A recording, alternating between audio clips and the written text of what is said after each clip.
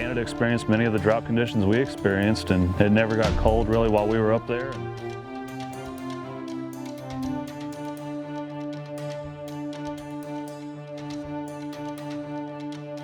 I mean, we drove 160, 180 miles that first day there looking for big groups of ducks or big groups of Canada geese that you go to Canada for. We just didn't find them.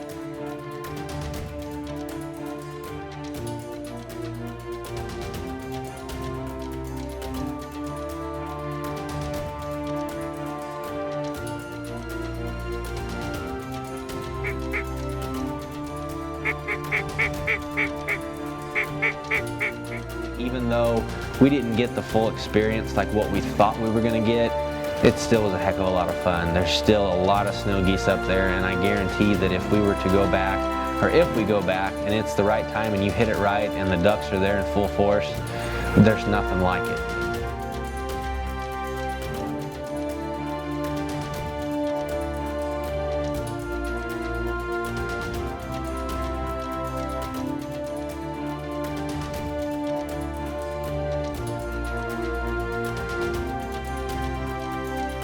They got low enough that we were able to take a shot and drop them out. They weren't backpedaling in the kill hole.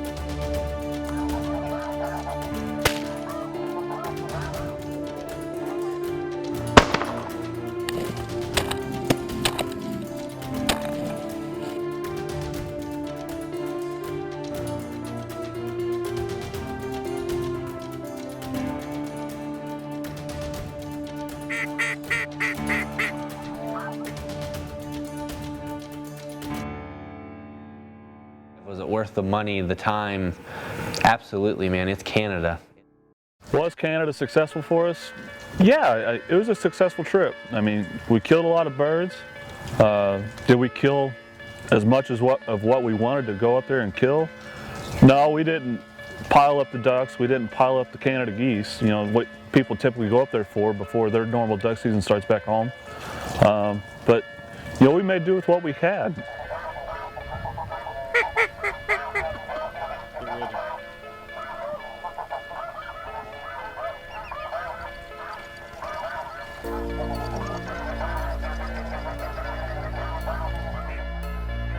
We had several scheduling conflicts between all the guys that were going, and we ended up going earlier than we needed to. Yeah, we're going to Canada, but there's birds still well north of where we were, and we showed up way too early.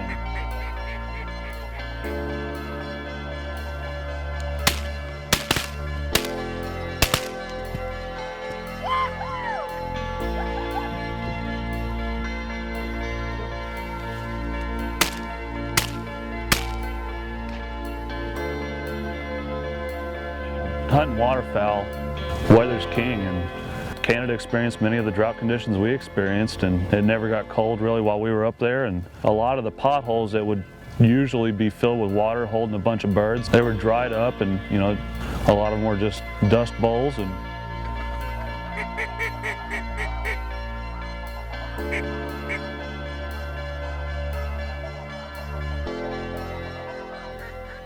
we never really had a slam dunk, you know, awesome duck hunt. Our best day was over a snow goose spread that was mixed with some ducks. We found some snow geese that were using a field, and there were a few ducks mixed in with them, and that was pretty much par for the course. You know, anytime we would see snow geese, we'd see some ducks in there with them. There was only one time where we found a solid concentration of ducks, and there wasn't that many of them, you know, maybe 50 of them on a pond. And one day we decided to run a full-fledged, you know, no snow goose spread. Just throw out our duck spread and mix in some honkers, because there's always honkers floating around, just not very many of them.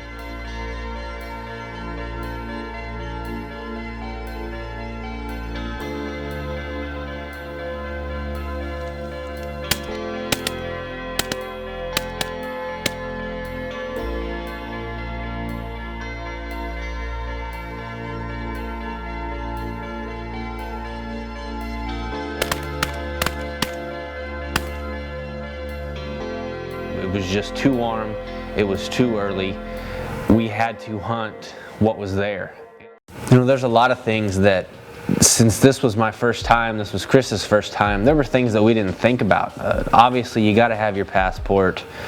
You want to have your gun registration filled out prior to getting to the border. It just makes for a smooth transition from the U.S. to Canada. Something that I didn't even think about was calling your bank to notify them that you'll be out of the country. If you go to use the debit card or credit card in Canada, they're not going to process it because the credit card company or your bank thinks it's stolen. So you got to call them and give them a heads up. Canada was tough. It was my first time to Canada, and it was a completely different experience than what I had built up in my mind. It was very dry, warmer than I anticipated. It was a lot tougher than I expected it to be.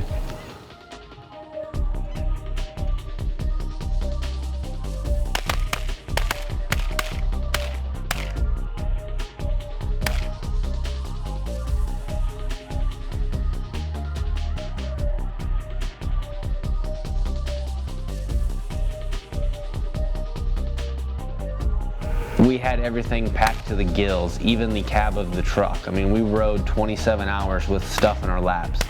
And the only way that we were able to get all of our decoys in that trailer is because of the Bag'em trailer rack. It allowed us to, kind of stack layers into that trailer. And I think we've all stacked decoy bags on top of each other, and the end result seems to always be broken heads. But with this rack, you can hang them up on top so that they're not sitting on anything underneath. So there's no pressure on the decoy bags that are under them. And by allowing us to layer it down that track system up on the top, we can get all of the heavier stuff, all of the other stuff in the bottom.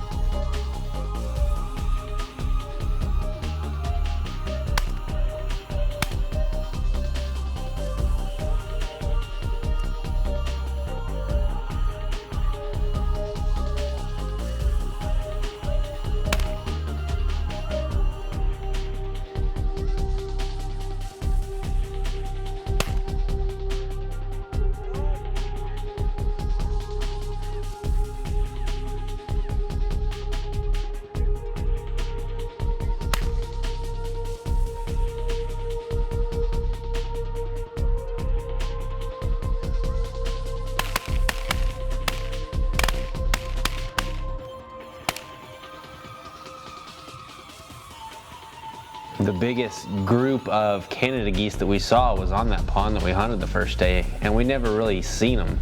All we saw was the sign they've left and heard reports from the farmer.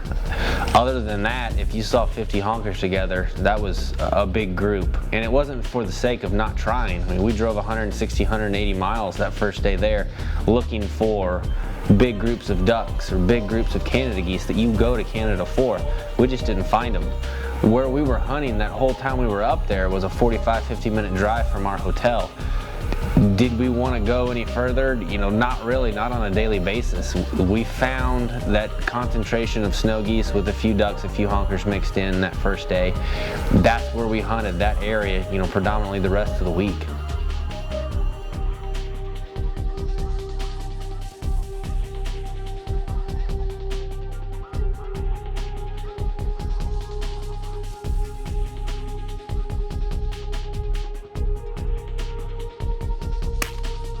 For freelance hunting, a necessity is what we have down here. They're called plat books. Up there, they're called RM maps. You can go to the local post office and get them for any, basically, township section.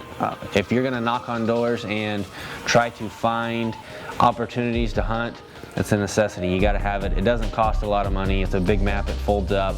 Stick it behind the seat of your truck, and you're good to go. The maps are huge. We only had to buy the one. Once we got to the area that we knew we were going to hunt the rest of the week, we went to the post office there, bought that map for that section, and never even came close to leaving that map.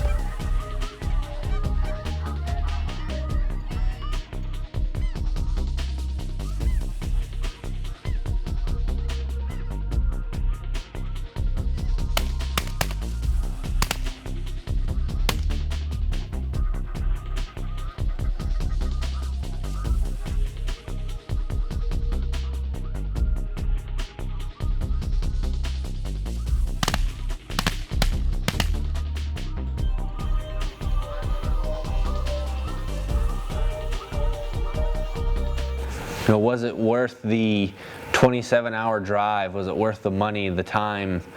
Absolutely, man. It's Canada. It's, you know, even saying the word Canada and thinking about waterfowl hunting right now, it gives me chills. It's just, there's something about it. It's a magical place, and even though we didn't get the full experience like what we thought we were going to get, it still was a heck of a lot of fun. There's still a lot of snow geese up there, and I guarantee that if we were to go back, or if we go back and it's the right time and you hit it right and the ducks are there in full force, there's nothing like it. It's a different world up there, and anybody that loves waterfowl hunting needs to do it. An hour before we left, I had my passport. As we were leaving, I did not have my passport. I know I brought it over here to Blake's house. I was freaking out as we were getting in the trucks because we were doing a passport check to make sure we had it. Oh my God, where the hell is it? Take the mailbox. So we spent a good 15 minutes in search of it. Blake went in the house, and sure enough, it was in the crease of the couch where I'd been laying, and away we went. But